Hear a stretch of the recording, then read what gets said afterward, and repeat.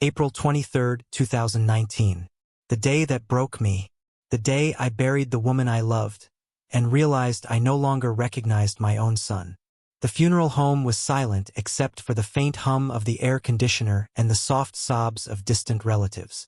My wife, Evelyn, lay motionless in the casket, serene, peaceful, and gone. 38 years of marriage reduced to a handful of flowers, whispers, and cold wood. I stood beside her, unable to let go of the edge of the casket. My hands trembled as if my body refused to accept what my mind already knew, that this would be the last time I would ever see her face. I didn't notice the people passing behind me, offering their condolences. Their voices sounded far away, muffled, like I was underwater. Then, out of nowhere, I heard a voice that made my blood freeze. "You shouldn't even be here, old man." I turned and saw my son, David, storming into the chapel like a man possessed. His eyes were wild, his face flushed with anger. The entire room turned toward him as he marched straight toward me. "You killed her," he screamed, his voice echoing through the quiet hall. "If you had taken care of her, if you weren't so busy with your damn work, she'd still be alive." Before I could even process what he'd said, he shoved me, hard. The force sent me stumbling backward into the flower stand beside Evelyn's casket. I fell to the floor, the crash echoing through the entire room. Gasps filled the air. Some people screamed. Others stood frozen, unsure what to do. My back exploded with pain. My breath caught in my chest as humiliation washed over me. My son, my only child, had just assaulted me at his mother's funeral. He didn't stop. "You never cared about her. You only cared about yourself," he kept yelling as the funeral staff rushed to restrain him. Phones were out. Cameras were recording. Strangers were witnessing my deepest humiliation. The same man I'd raised, loved, and supported was now publicly tearing my life apart. Someone grabbed my arm and helped me to my feet. It was Mark, David's father-in-law. A man I barely knew but who, in that moment, showed more compassion than my own blood. "It's all right, William," he said quietly, steadying me. "Don't move too fast. I've got you." Security arrived moments later, dragging David outside as he continued to curse me, calling me selfish, heartless, and worse. His words cut deeper than any physical blow. When the door finally closed behind him, the silence in that room was unbearable. My hands shook uncontrollably. My body ached. My heart felt hollow. That night I didn't sleep. I just sat in the darkness of our bedroom, her scent still on the pillow beside me, staring at nothing. The bruises on my back throbbed, but they were nothing compared to the pain inside my chest. 2 days later, Mark called me. "William," he said in a steady voice, "you need to come to the police precinct. There are videos. A lot of them. People filmed everything." When I arrived, Detective Mason, a tired-looking man in his 50s, greeted me. He showed me 16 different videos from that day, all from different angles. Each one captured the same horrifying truth. My son's rage, my fall, the humiliation.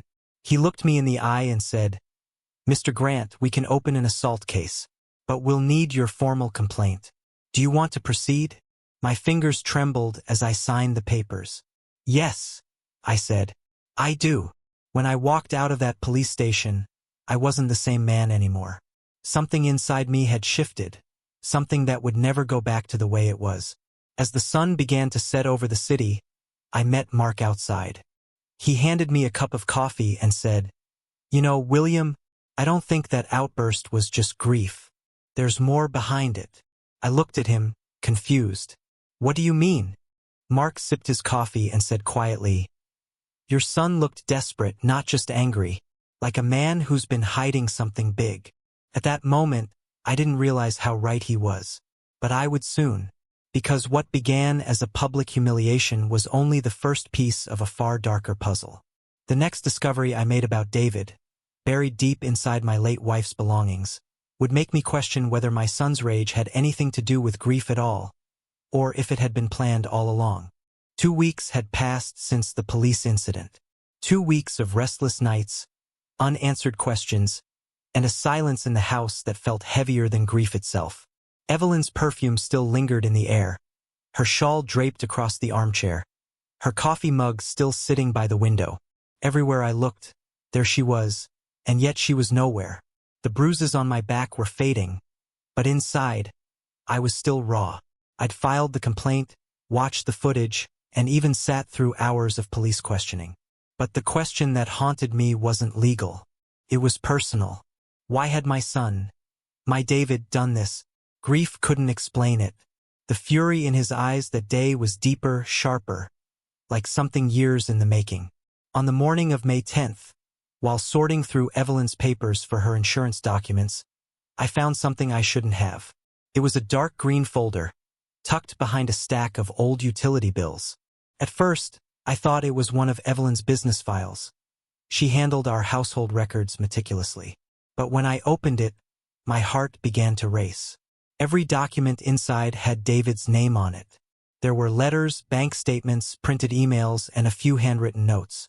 My trembling fingers turned each page, trying to make sense of what I was seeing. A notice from Union Savings Bank. Outstanding balance, $38,000. A second from Crown Credit Associates. Final warning before legal action. A third, marked urgent in red.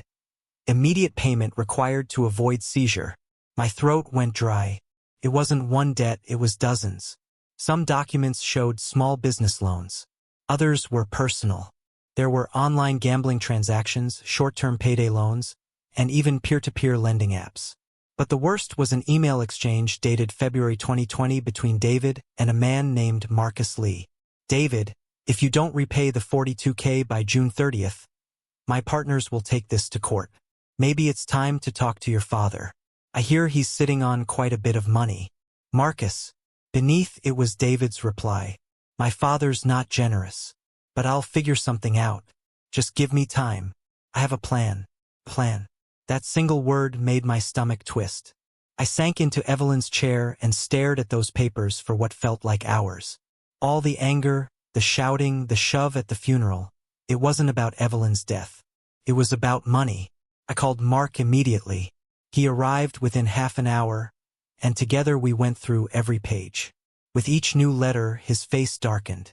William, he said quietly, this isn't a man who's just bad with money. This is someone drowning in it. Look, friends, banks, even private lenders. He's desperate. We began making phone calls. Most people were furious, some heartbroken. A woman named Sarah Morgan, one of David's childhood friends, told me she'd lent him $25,000. Money she'd been saving for her wedding. He promised to repay it within a year, she said through tears. That was 3 years ago. Now he doesn't even answer my calls. But the worst came from a man named John Rivers, who had once worked with David at an investment firm.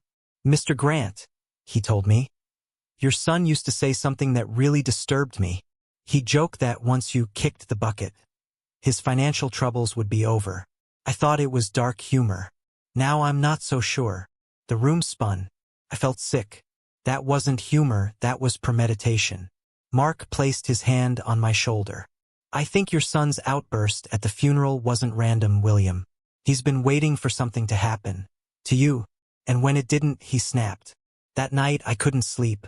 I sat in the kitchen with all the lights off, staring at those letters. Evelyn had hidden them. Maybe to protect me, maybe because she couldn't face the truth either. I realized something chilling then. Maybe my wife had known about David's financial mess. Maybe that was the stress that had killed her. And if that was true, my son hadn't just lost control at her funeral. He'd started something long before that. Something deliberate, something dangerous. But the real truth about David's plan didn't reveal itself until I met him face to face. In a conversation so twisted, I had to record it to prove what kind of man my son had truly become. By the time I discovered my son's debts, I thought I'd already seen the worst of him. But what I didn't know was that his desperation had only just begun to surface. After that night with Mark, I couldn't stop replaying everything in my head. The funeral, the shove, his words, the folders Evelyn had hidden. I realized that my son's rage had nothing to do with grief. It was about money. It always had been. But there was one thing still missing: proof. I had the documents, the emails, the voices of people he'd wronged, but I didn't have his own words. That's when Mark gave me an idea. "William," he said one morning over coffee, "you need to talk to him, not through the police or lawyers. Man to man. He might say something useful." "At a police station?" I asked. "No," he replied firmly. "Somewhere casual. Somewhere he won't feel cornered." It was dangerous, maybe even foolish. But the truth had already taken everything from me. What more could it take? So, a week later, I drafted a message through David's attorney. "David, I've had time to think. I know you're hurting, we both are. Maybe we should talk, just you and me. No lawyers, no shouting. Just a conversation between father and son. If you agree, meet me at Miller's Diner on Tuesday at 3 p.m. Dad." 24 hours later, the reply came. "All right, Dad. I'll be there." For the first time in weeks, I felt my hands tremble. Not from anger, but from fear. The morning of the meeting, I stopped by an electronics shop on 8th Avenue and bought a small digital recorder, the kind that could fit in a pocket and record hours of clear audio. I checked the law. In New York, only one person in a private conversation needs to know about the recording. That one person would be me. When I arrived at Miller's Diner, I chose a corner booth facing the door. I slipped the recorder into the inside pocket of my jacket, pressed the red button, and waited. My heart was pounding so loudly I thought the microphone might pick it up. At exactly 3 o'clock, David walked in. He looked different, thinner, tired. His suit was wrinkled, his eyes bloodshot. He looked like a man losing a war he'd started himself. "Hey," he muttered, sliding into the booth. "Thanks for coming," I said softly. There was a long silence. The waitress brought coffee. Neither of us touched it. "I've been thinking about Mom," he began, his voice strained. "I didn't mean what I said that day. I just lost control." I nodded slowly, letting him speak. "But David," I said carefully, "you didn't just lose control. You attacked me. You humiliated me. And it wasn't about Mom, was it?" He froze, his jaw clenched. Then, like a dam cracking, the truth began to pour out. "I'm in trouble, Dad," he finally said. "Real trouble. I owe people money. A lot of it." "How much?" I asked quietly. He hesitated. 40, maybe 50,000. "It's hard to say now." "And you thought screaming at me at your mother's funeral would fix that?" He sighed. "You don't get it. I've been waiting for a long time, Dad. You've got everything, the house, the savings, the investments. I thought when you were gone, I'd finally get a chance to breathe." His words hit harder than any shove. He wasn't grieving. He was calculating. "So, you were waiting for my death?" I asked, keeping my voice steady. David looked down at the table. "It's not like that," he said quickly. "It's just, I knew things would eventually get easier when time ran its course." That phrase, "when time ran its course," twisted in my gut. It was careful, cold, almost practiced. He talked for nearly an hour. He justified his debts, blamed the economy, his wife, his boss, everyone but himself. I let him speak, every word captured by the hidden recorder humming quietly in my pocket. When he finally stood up, he said, "Maybe we can work something out, Dad. Maybe you can lend me something. Just until I'm back on my feet." I looked him dead in the eyes. "Maybe," I lied. "We'll talk soon." As he left the diner, a strange calm washed over me. I had what I needed, his truth. Not excuses, not denials, but proof of who my son really was. That night, I played the recording again and again. His tone changed each time I listened. His voice didn't sound like my son anymore. It sounded like a stranger. One who'd already rehearsed the end of my life in his mind. But when my lawyer heard that recording, he said something that chilled me to the bone. "William, your son hasn't just imagined your death. He's been planning for it." When I showed the recording to Mark, he sat in silence for nearly 5 minutes. The coffee between us had gone cold. The hum of the refrigerator was the only sound in the room. When the audio ended, he exhaled slowly and said, "William, this isn't just desperation. This is fixation." Your son isn't waiting for money. He's waiting for your life to end. His words sank into me like ice. I don't want to believe that, I said quietly. He's my son. Mark nodded, but his expression didn't soften. Then it's time to protect yourself, before believing him costs you more than it already has. He gave me a number, Stephen Carter, a senior attorney who specialized in estate law and high-risk family disputes. I called him that same afternoon, and by evening I was sitting in his office. Stephen's office looked more like an old library. Shelves of thick legal books, a grandfather clock, and the faint smell of polished oak. He was in his 60s, calm, composed, with the eyes of someone who'd seen human greed in its most refined form. After I played him the recording, he didn't speak right away. He simply removed his glasses and said, "Mr. Grant, your son is not just in financial crisis. He's emotionally invested in your demise." The room felt smaller. I swallowed hard. "What do you mean by that?" He leaned forward. "There's a difference between someone who wishes they had money and someone who builds their future around you not being alive. Your son has already made peace with that idea. He's just waiting for time to cooperate." I stared at the recorder on his desk. "So what do I do?" Stephen interlaced his fingers. "First, you secure your estate. Every asset, every account, every piece of property must be legally shielded. You have to assume your son might try to access it, through deceit, pressure, or manipulation. You can't give him the chance." He slid a folder toward me, a list of legal steps. "You'll change your will, form a protective trust, and limit his inheritance under strict conditions. It won't stop him from being angry, but it'll stop him from winning." The word winning struck me. Was that what this had become? A contest between father and son?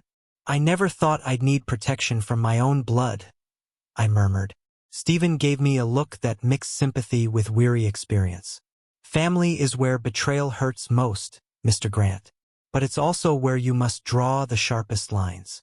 For the next 2 hours, we talked about legal safeguards, new bank accounts, property transfers, trusts that could not be touched without my explicit approval. Each layer of security sounded more like a wall between me and the boy I once cradled in my arms. By the time I signed the first set of documents, my hands were trembling. "This means," Stephen said gently, "that your son's inheritance will only activate under one condition, that he proves he's debt-free and financially responsible. Until then, he gets nothing." "Nothing," I repeated. The word tasted bitter. He studied my face before saying, "I can tell this hurts you, but what's coming next will hurt far worse if you don't act now." That night, I sat at my desk staring at old photos. David as a child, smiling with missing teeth, his mother's hand on his shoulder. In every picture, I saw innocence. The boy who once hugged me after losing a chess match, the teenager who begged for his first car, the man who had turned his own desperation into hatred. When had that love turned to greed? Was it something I did, or something I failed to see? I wrote him an email, not as a father trying to reconcile, but as a man saying goodbye to the illusion of family. "David, I've been reflecting on everything that happened. I know you're in pain, but I can't ignore the truth. Your words at the diner, your actions at the funeral, they've left scars I can't undo. I will always wish you peace, but for now, I have to protect myself. Dad." The reply came that same night. "I understand, Dad. I'm getting help. Maybe we can fix things someday." But I could hear the calculation even in his apology. It wasn't remorse, it was strategy. The next morning, Stephen finalized the will. My estate was now protected by what he called an unbreakable clause. David could no longer touch a single cent unless he met impossible conditions. When I signed the document, I realized something painful. Love might be unconditional, but trust is not. As I left the office, Stephen said something that made me stop at the door. "Mr. Grant," he said, "you've taken away his expectations. For men like your son, that's the same as taking away air. Be prepared. He won't stay quiet for long." Stephen was right. Within days, David found out about the changes, and what he did next would make me realize that some boundaries can only be enforced by fear. It took less than a week for David to find out about the changes to my will. I had hoped he wouldn't, at least not so soon, but news like that travels fast in the wrong circles. It was Stephen who called me first. "William," he said in that careful lawyer's tone, "your son has been formally notified about the new arrangements. He received the documentation through his attorney this morning." I remember the silence that followed. The world outside my window was calm. Birds on the balcony, a slow-moving cloud, but inside, I felt a storm rising. "What did he say?" I asked. Stephen sighed. "Let's just say his reaction was volatile." Volatile was an understatement. By that afternoon, my phone began to explode with messages. Blocked numbers, strange emails, even old social media accounts lighting up with unread notifications. David had started reaching out from every possible direction. "How could you do this to me? You're punishing me for being your son. You can't erase me from my own inheritance, Dad." Each message was angrier than the last, his words slipping from pleading to pure venom. At first, I didn't respond. I thought ignoring him would starve his fury. But that night, as rain lashed against the windows, I made the mistake of answering one call. "David," I said cautiously. "Don't act like you care," he spat. His voice was raw, trembling, not with sadness, but rage. "You think you can just erase me on paper? You think this changes anything?" "David, listen." "No, you listen. You've always treated me like an outsider in your perfect little life. Mom's gone. And now you're trying to bury me with her." His breathing was ragged. I could almost hear the madness building behind it. "David, you need help," I said softly. "This isn't the way to."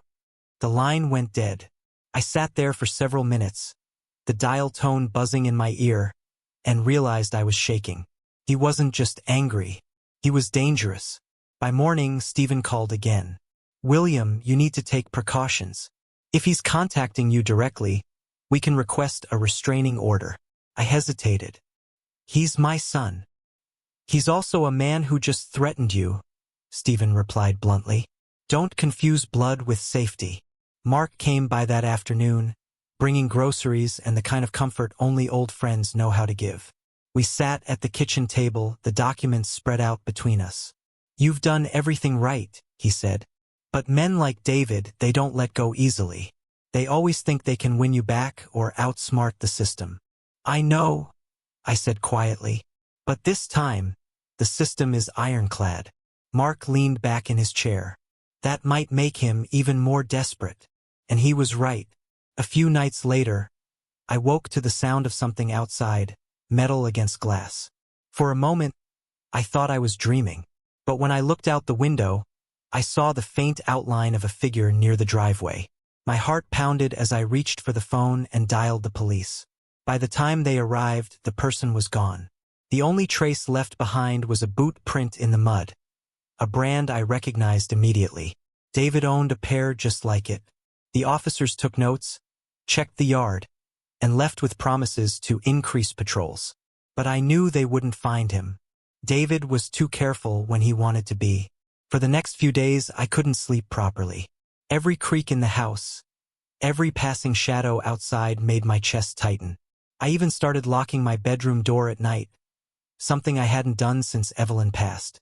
When Stephen heard what had happened, he acted fast. "Enough," he said. "I'm filing for a restraining order first thing in the morning. If your son comes within 1,000 feet of you again, he goes to jail." He wasn't exaggerating. The paperwork went through faster than I expected. By the end of the week, the order was signed. Mark was with me when I read it. He looked up from the papers and said, "Do you realize what this means?"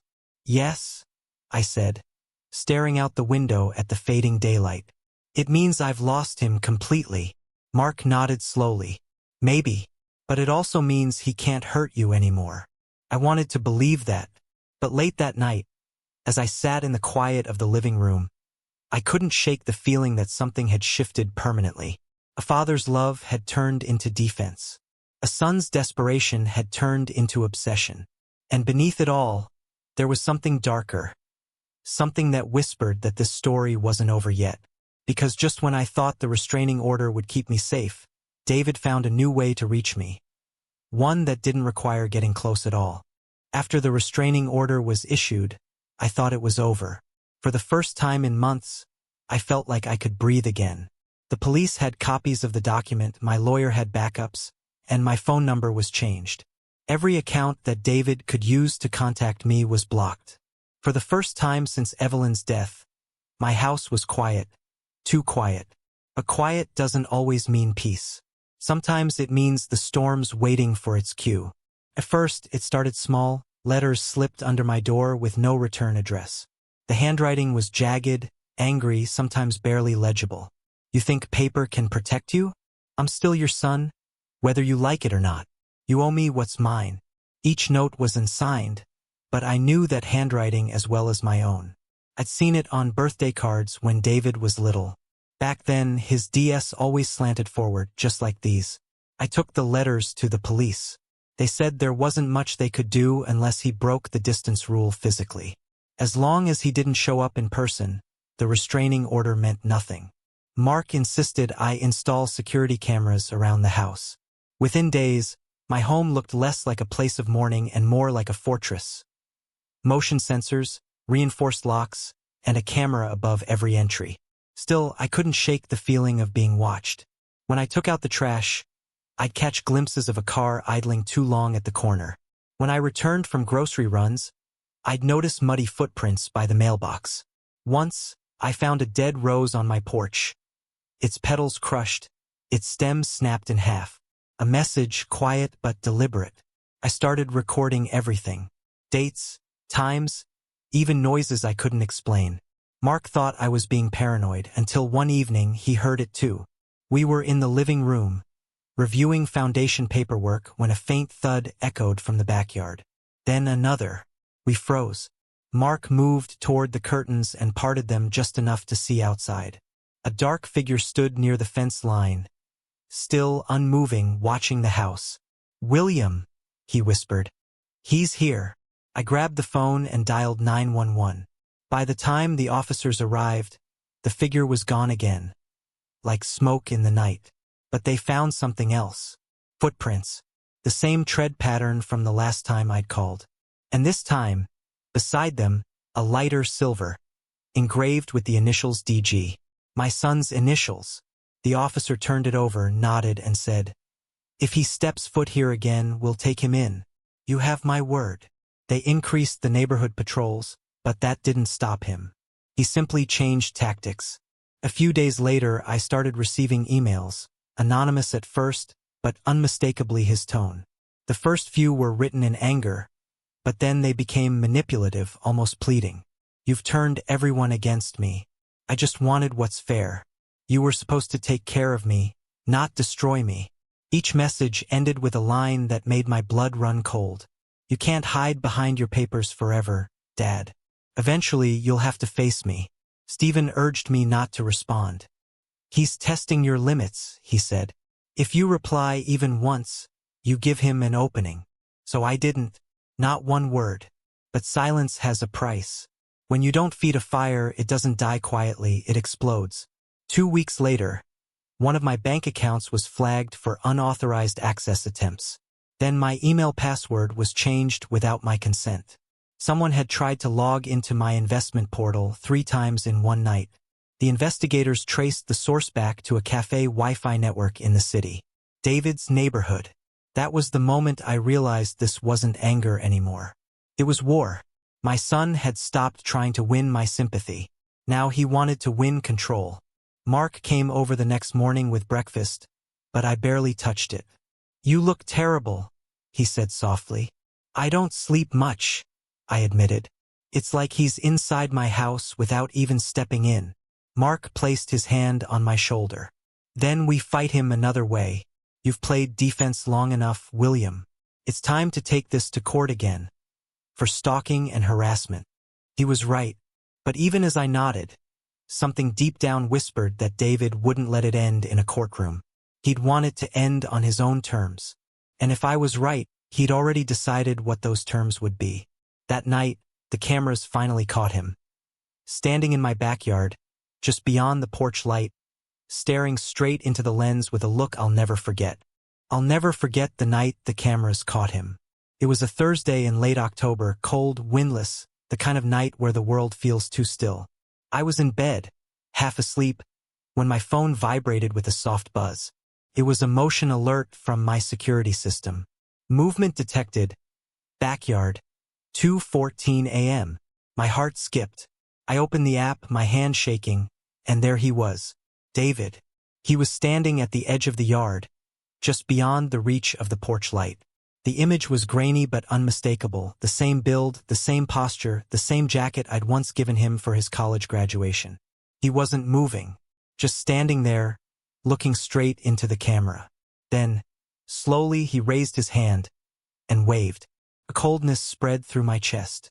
It wasn't a casual wave. It was slow, deliberate, like a taunt. A message. I'm still here. I called 911 immediately. The operator stayed on the line until officers arrived 20 minutes later. But by then, he was gone. Again. The police took the footage, confirmed his identity, and promised to pursue him for violating the restraining order. But I knew how that would go. David was always smart enough to stay just out of reach, to appear without being caught, to threaten without saying the words outright. The next day, Detective Harris, the same officer who'd handled my first report, came by the house. He studied the footage, his jaw tightening as the frame froze on David's face. He's taunting you, Harris said flatly, testing your response. He wants to know how far you'll go before you break. I'm already breaking, I muttered. Harris nodded. Then let's break him first. We'll put out a warrant for violation of the order. If he's seen near here again, we'll bring him in. But part of me doubted it would be that simple. Because I could see something in David's eyes in that recording. Something beyond anger. Obsession. That night, I couldn't stay in bed. I sat in the living room with every light on, the recorder on the coffee table, and the security feed open on my phone. Mark came by after midnight when I called him, unable to stay alone. He took one look at me and said, "William, you look like a ghost." "Maybe I am one," I whispered. "Maybe that's what he wants." He poured me coffee, then sat across from me, his face lit by the dim glow of the monitors. "Listen," he said quietly. "He's not going to stop until he gets what he wants, or until he realizes he can't have it. We need to get ahead of him." "How?" I asked. "Make him believe he's already won." I frowned. "You mean trick him?" Mark nodded. "If he thinks you've surrendered, he'll show himself. He's not looking for your money anymore, William. He's looking for control. You take that away, and he has nothing left." It was risky, but at this point, risk was the only thing I had left. So the next morning, I sent a message through Stephen, my lawyer, to David's attorney. "Tell David I want to talk. One last time. No police, no lawyers, just a meeting. A chance to end this quietly." Within 24 hours, a response came back. "He'll meet you. Neutral ground. Tomorrow night." The meeting place. A closed family diner on the outskirts of town, one I'd frequented years ago. The owner, an old friend, agreed to let us use it after hours. Mark didn't like the idea. "You shouldn't go alone," he warned. "He's unpredictable." But I had to. I needed to see for myself what had become of the boy I once called my son. And, if I'm honest, I needed closure, one way or another. The next evening I arrived early. The diner was empty except for the hum of the old neon sign outside. The red open flickered weakly in the glass window, though the doors were locked. I sat at the booth by the window, the same one Evelyn and I had once shared after our Sunday walks. The irony wasn't lost on me. At exactly 8 p.m., the door opened. David stepped in. His face was thinner, eyes hollow, but his smirk was the same. "Dad," he said softly, almost mockingly. "You wanted to see me?" I nodded. "I just want this to end." He slid into the booth across from me. "Then give me what's mine." "What's yours?" I asked, my voice calm. "Or what you think is yours." His smile faded. "You think money's the problem?" he said. "You took everything. You took my life. You made sure I had nothing left. You made me into this." I stared at him, the man my son had become. No, David. You made yourself into this. For a moment, his face twitched, torn between fury and despair. Then he leaned forward, eyes burning. If I can't have what's yours, maybe I'll make sure no one else does. I froze. What does that mean? He just smiled. You'll see soon enough. The next morning, I found my house on fire. And when the police arrived, the message they found on my front gate confirmed everything I'd feared. The next morning, I woke up to the sound of sirens. For a few seconds, I thought I was still dreaming, that the flashing lights painting my bedroom walls were just shadows of memory. Then I smelled it. Smoke. I ran to the window. Flames were climbing the outer wall of the garage, thick black smoke curling upward into the dawn. I stumbled out of bed, my heart pounding, shouting for help that wouldn't come, because I lived alone. By the time I reached the front yard, the fire had spread. The police and fire trucks pulled in within minutes, but my world was already painted orange. Mark arrived breathless, panic written across his face. "William!" he yelled, grabbing my arm as firefighters battled the blaze. "What happened?" "I don't know," I said, trembling. "I woke up to it. I don't." Then one of the officers called out. "Sir, over here." He pointed to the gate, where something was written in black spray paint. 3 words. "Told you so." The ground seemed to tilt beneath me. It wasn't just a fire. It was a message. David's message. Detective Harris arrived within the hour. The heat from the smoldering garage still radiated through the air as he took my statement. "Any idea who might have done this?" he asked. I didn't answer right away. I just looked at the charred remains. Evelyn's old bicycle, the framed photo of her garden, all turned to ash. Then I said, quietly, "I don't need to guess." The detective nodded grimly. "We'll have to confirm, but the timing's not a coincidence. We'll issue a warrant immediately." That night I couldn't go home. The smoke damage was too heavy. Mark insisted I stay with him. Neither of us slept. We just sat in his living room, watching the fire footage replay on local news, the headlines scrolling beneath it. "Man's home torched amid family legal feud. Son named in restraining order." By morning, Harris called again. They'd found David. He'd been picked up near the riverfront, soaked, cold, and half-conscious. The lighter they'd found in his pocket matched the accelerant pattern from the fire scene. When they told me he was alive, my first feeling wasn't anger. It was exhaustion, a kind of hollow relief that it was finally over. 2 days later, I agreed to meet Detective Harris at the precinct to give a final statement. When I walked through those doors, I saw David for the last time. He was sitting behind the glass partition, eyes sunken, face pale, clothes still smelling faintly of smoke. His wrists were cuffed to the table. For a long moment, he didn't look at me. Then, slowly, his eyes lifted. "Dad," he whispered. There was no arrogance this time, no rage, just emptiness. "You burned down your mother's memories," I said quietly. "You destroyed what little was left of her." He swallowed hard. "I didn't mean to. I just wanted you to see me again." "Then you succeeded," I replied. "But not in the way you wanted." He closed his eyes. A single tear slid down his cheek. "I didn't want it to end like this." "Neither did I." The officer signaled that my time was up. As I stood, David spoke again. "I'm sorry." For a moment, I almost believed him. But sorry doesn't rebuild a home. It doesn't erase fire or fear. It doesn't bring Evelyn back. When I walked out of that precinct, I didn't look back. I knew the case would go to court, that he'd likely face years behind bars. But that part no longer mattered to me. Mark met me outside with 2 coffees and that same quiet strength he'd always offered. "Is it over?" he asked. I took a long breath. "No," I said. "It's just finished." We stood there in silence, watching the sunlight reflect off the wet pavement. The city kept moving. People laughing, cars passing, life continuing. Completely indifferent to the war that had just ended in my world. And for the first time in a long time, I didn't feel fear. Not anger. Just an overwhelming stillness, the kind that comes when you've finally accepted that some battles don't end with victory. They end with survival. I had lost my wife. I had lost my son. But somewhere within that loss, I found something resembling peace. That night, as I stayed at Mark's house, I looked out the window at the city lights and whispered, "Evelyn, it's over." Because in some strange, tragic way it was.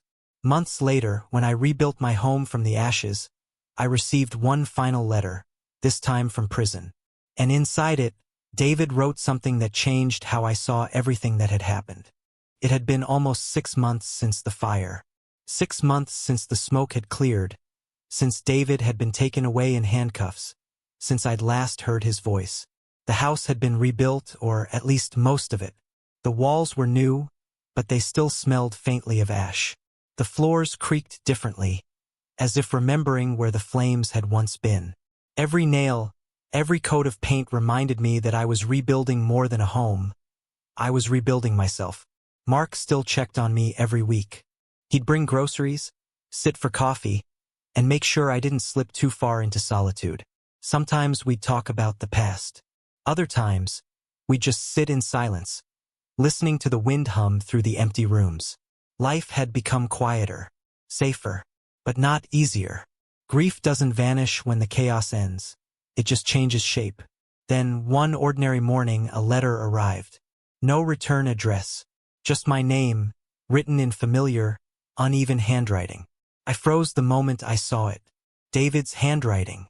I sat at the kitchen table for nearly an hour before I found the courage to open it. Inside was a single sheet of lined paper. The words were shaky, written in pen that bled slightly through the page. "Dad, it's been 173 days since I last saw you. I counted every one of them. I know I don't deserve your forgiveness. Maybe I never will. I don't even know why I'm writing this. Maybe because silence feels worse than guilt. I think about Mom a lot, about how she used to stop us from arguing, even when she knew she couldn't fix everything. I used to hate how calm she was. I thought it meant she didn't care. But now I realize she cared more than both of us combined. When I set that fire, I didn't think. I wasn't trying to kill you. I was trying to erase the proof that I'd failed. I thought if I could destroy what reminded me of what I'd lost, maybe I could start again. But all I did was burn the only person who still cared if I existed. I've been in therapy here. They make us write letters we can't send. I've written 23 to you, but this one felt different. I wanted you to know that I finally understand what you were trying to teach me. That money, inheritance, and control mean nothing if you've already lost your soul. I don't expect you to respond. I just wanted to say I'm sorry, truly. Not because I got caught. Not because I'm lonely. But because I finally see the man I've become, and it scares me. You were right to protect yourself. And if Mom were still here, she'd tell you the same.